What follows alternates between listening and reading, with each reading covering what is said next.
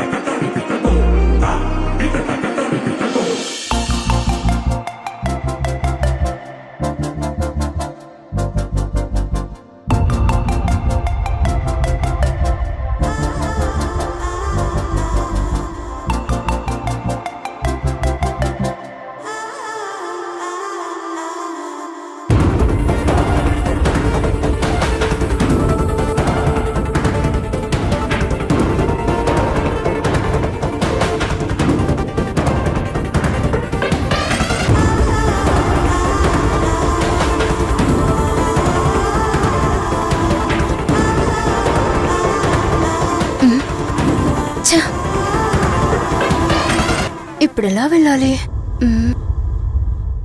Excuse me. Yes. నేనెలా ఉన్నాను? పర్లేదు, చెప్పండి. బాగున్నారు మేడం. నన్నిలా చూస్తే ఎవరైనా పడిపోవాల్సిందేగా. మేడం, అసలు ఎవరు మీరు? మీకు ఐశ్వర్యరాయ్ తెలుసా? తెలుసు. శిల్పా శెట్టి తెలుసు.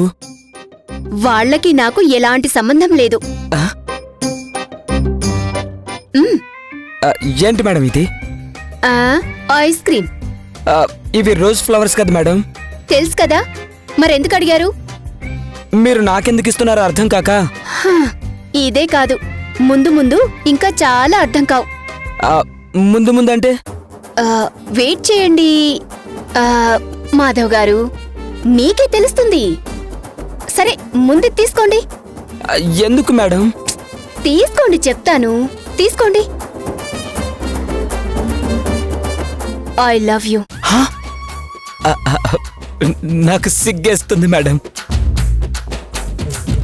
మొదటి చూపులోనే లవ్ పుడుతుందని సినిమాలో చూశాను, విన్నాను, కానీ ఇలా జరుగుతుందని నేను ఎప్పుడూ ఊహించలేదు. ఎలా? మీరు నాకు సడన్ గా ఐ లవ్ యూ చెప్తే ఎలా రియాక్ట్ అవ్వాలో, మా వైఫ్కి ఏం చెప్పాలో అర్థం కావట్లేదు. ఏడ్చినట్టే ఉంది. మేడం, అంత ఎక్సైట్ అవ్వమాకండి, మీ హార్ట్ బ్రేక్ అవుతుందేమో. నేను చెప్పింది మీకు కాదు.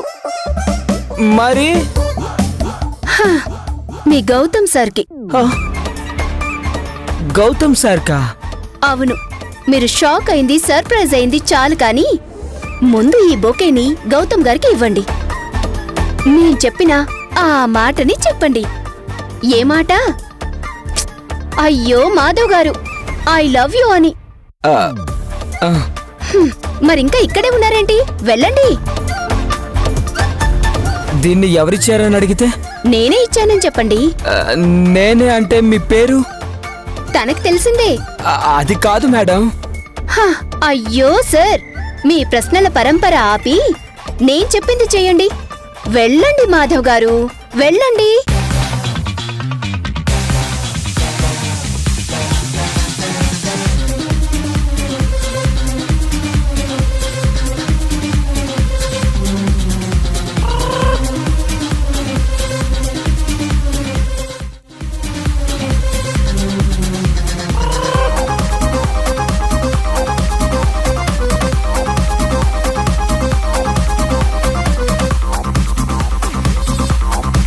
I love you sir. Madhav గారు, నన్ను తర్వాత లవ్ చేద్దురు గాని నేను అడిగిన పోస్ట్ మార్టం రిపోర్ట్స్ ఇవ్వకుండా ఏంటిది? Ice cream sir. అదేంటి మాధవ్ గారు, ఇది రోజ్ ఫ్లవర్స్ బొకే కదా? తెలుసు కదా, మరెందుకు అడిగారు సార్? మాధవ్ గారు, ఏమైంది ఈరోజు మీకు? ఎందుకు ఇలా మాట్లాడుతున్నారు?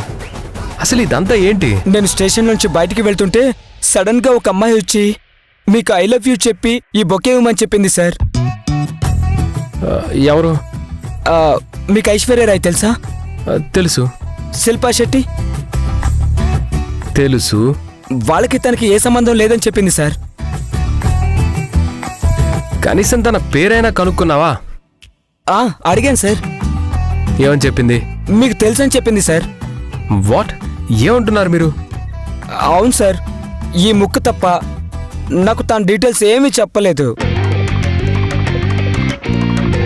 డీటెయిల్స్ తెలుసుకోకుండా అలా ఎలా వస్తారండి? తప్పలేదు సార్. పోనీ తను ఎక్కడుంది? స్టేషన్ బయటే ఉంది సార్. పద.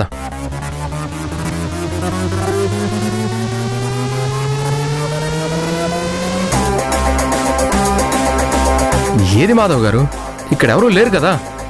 ఇప్పటిదాకా ఇక్కడే ఉంది సార్. ఇక్కడే ఉన్న అమ్మాయి ఎక్కడికి వెళ్ళి ఉంటుంది? అదే నాకు అర్థం కావట్లేదు సార్. ఎంత పని చేశారు మాధవ్ గారు. నేనేం చేశాను సార్? స్టేషన్కి వచ్చిన వాళ్ళని అలా మిస్ చేయొచ్చా? వాళ్ళ డీటెయిల్స్ తెలుసుకోవాలి కదా. ఆ అమ్మాయి కావాలని ఇప్పుడు మిస్ అయిందేమో. ఎందుకంటావు? మీకు మిస్సెస్ కావాలనుకుంటుందేమో. మాధవ్ గారు అని మీకు చెప్పిందా? నేనంతే సార్. కొన్ని ఫేస్ రీడింగ్ని బట్టి తెలిసిపోతాయి. తనెవరో తెలీదు, తన పేరేంటో తెలీదు, కనీసం తను ఎలా ఉంటుందో అదైనా చెప్తావా? ఏంటి సార్ చాలా ఎక్సైట్ అవుతున్నారు? Sorry sir, 1 minute sir. తను ఎలా ఉంటుందో ఇప్పుడే చెప్తాను. ఇలా ఉంటుంది సార్. అందంగా ఉన్నావే ఎవరే నువ్వు,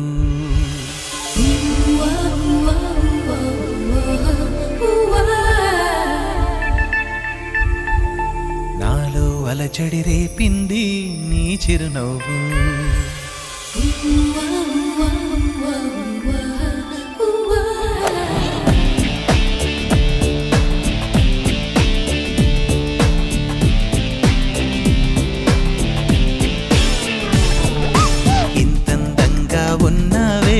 ఎవరే నువ్వు, నాలో అలజడి రేపింది నీ చిరునవ్వు, నా కన్నుల్లో నా నీ రూపం నాకన్నా ఎంతో అపురూపం అనిపించే చిన్నారి ఈ అలా ఉంటుంది సార్ ఆ అమ్మాయి. వావ్, బ్యూటిఫుల్ మాధవ్ గారు. ఆ అమ్మాయిని చాలా అద్భుతంగా వర్ణించారు. మీ పాటతో ఆ అమ్మాయి అందానికే అందం వచ్చినట్టు అనిపించింది. Thank you sir. ఏమో అనుకున్నాను, మీలో గొప్ప రచయిత లక్షణాలున్నాయి. మీరు అనుకుంటే చాలా పెద్ద రైటర్ అవ్వచ్చు, ఆస్కార్ తీసుకునే లెవెల్కి వెళ్ళొచ్చు. సార్ అవును సార్, మీరన్నట్టు ఆస్కార్ అంత కాకపోయినా స్టార్ రైటర్ అవ్వాలనుకున్నాను. కానీ పోలీస్ స్టేషన్లో రైటర్ అయ్యాను. ఏం చేస్తాం, గ్రహచారం.